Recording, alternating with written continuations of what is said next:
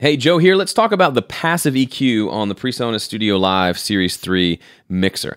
I'll be completely honest with you. I have barely used this EQ.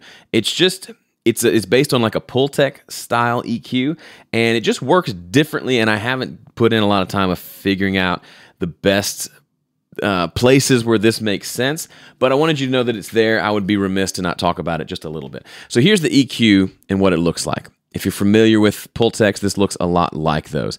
It's essentially just a two-frequency EQ.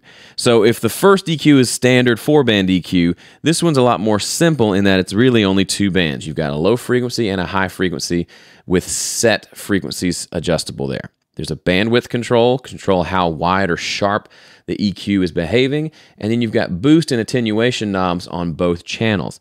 So I would encourage you, if you want to dive into Pultecs more, there are a lot of good tutorials out there that will show you some of the tricks of how these work. I'm just not one of them. I've not used them, and I don't want to just totally BS you into like, here's how this works. But I know that a lot of guys will both boost and attenuate at certain frequencies, and it creates an interesting sound.